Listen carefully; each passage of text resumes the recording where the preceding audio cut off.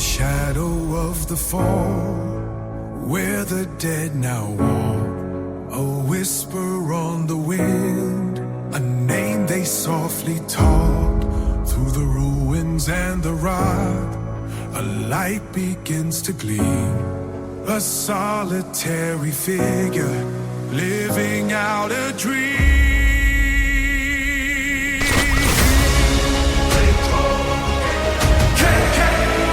Fire in the endless night, he fights for the lost with all of his might. The hero in the fray, he's the hope that dawns to save the day. Oh, wow. He hit the trees.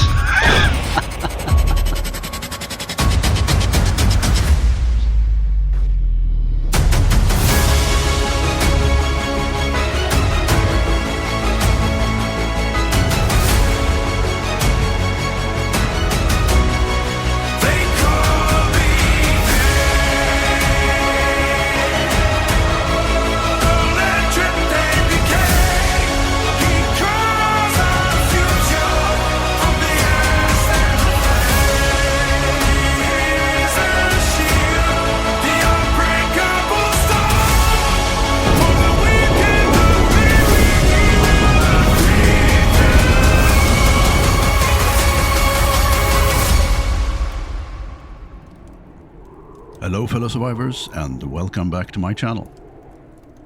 It's been a while since my last video, and I've had a lot of questions about more videos, what happened to TLF and the servers, and also if I'm dead. I can assure you I'm not dead, and neither is Arma2, by the way. I never stopped playing Arma2 during these years of absence from video making, and I still love the game as much as I always did. On my new gaming PC, I've dual booted Windows 10 just for Arma2 convenience. So why did I stop with my regular video making routine? Well, as I've said before, I never expected anyone to watch my videos to begin with, but when I got a small audience, I wanted to do Origins videos and show how missions were done in the best way, and then I wanted to make Origins story videos, and after a few years I'd done all of it. And in the meantime, I started up a very interesting server project together with my Canadian friend John.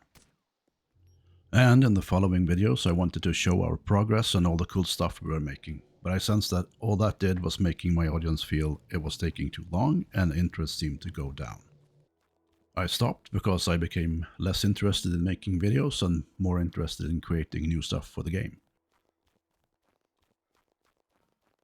Moving on to the beginning of this year. I've already made a statement about me taking over the development of the TLF servers because I didn't want anyone to think there was some huge disagreement or something. Canadian left the project, it was that simple, nothing more. At first, I thought the project was over because I was pretty useless at coding, but thankfully I secured the important help from Bomb, who is a really great coder and also a fantastic guy. With him on board helping me getting my crazy ideas into actually working game mechanics, I was very motivated to continue this mission. So what was I supposed to do with one unfinished Namask server and one semi-working Churner server? Well, I went the easiest way and started to make changes to the Churner server. First I removed all the mechanics that players found annoying, like carry weight, bloodsuckers and EVR storms. The last two things are more fitting for Namask anyway, and are super hard airfield missions. Second big update, we fixed a lot of our custom missions and added 11 Epoch missions, all of them with custom loot, of course. So now, the server is much more like what I aimed for, even if my big changes with custom quests and mysteries and even more POIs are not implemented yet, but I'm working on it. As am I working on a huge prison island and perhaps even an underground sewer of Chernogorsk. I know, somewhere we will shake your heads, because obviously you can't build underground in Arma2. You're right, but with some basic magic we can fix that too. There are so many things I could tell you about the scripts we have for crafting, building and cooking, server events and special features, but instead I will show you some of them in this video. You're also welcome to our TLF community on Discord that Last Frontier. The Namalk server must wait until Chernarus is in the state I want it to be in. It's good now, but I want it to be even better. It's fully functioning now, so you're all welcome to try it. The economy is not even close to what I want, but it will be fixed. So, next big question. Will I make new videos after this one? And the answer is yes, I will probably make a pretty big announcement in my next video. Bigger than me, bigger than the TLF servers, and huge for the Arma 2 lovers. If all goes well, I will continue to make Arma 2 videos in the future, but since I'm not a YouTuber and have a pretty demanding regular work, it might be slow. I am working on getting some close friends to play with me for better dynamics in the videos. Well, we'll see. Another question I have had was what other games I play. If I keep all the board games out of the conversation, the games I've played the most the last years, except for Arma 2, Ghost Recon Wildlands, Sniper Elite, and Shrouded, and lately Roadcraft. Very relaxing game for an old game that just needs to wind down a bit. And also Windrose, but I end up spending 90% of the time building on my pirate base. It's a great building system.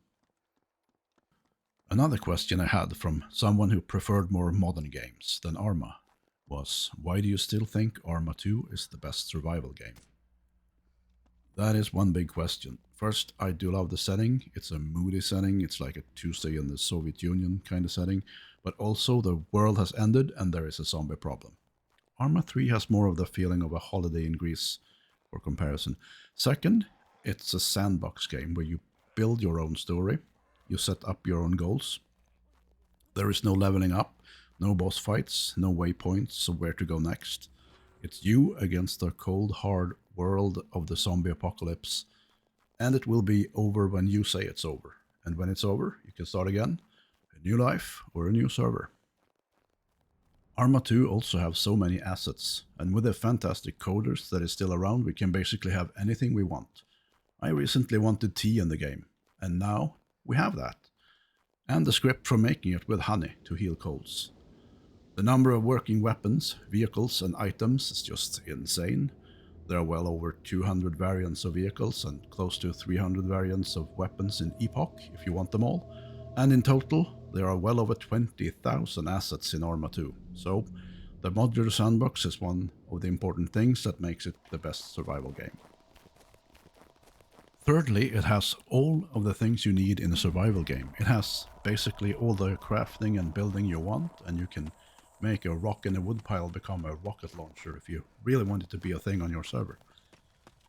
It has all the uncomfortable states you can ask for: hunger, thirst, freezing, common cold, damage, bleeding, pain, broken bone, unconsciousness, blood poison, food poison, the zombie disease, overburden, and death. And there are remedies for all of them, except death.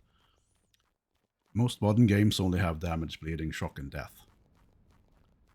The only thing I'm missing in the game is the possibility to properly build underground, but we can mitigate that with some magic.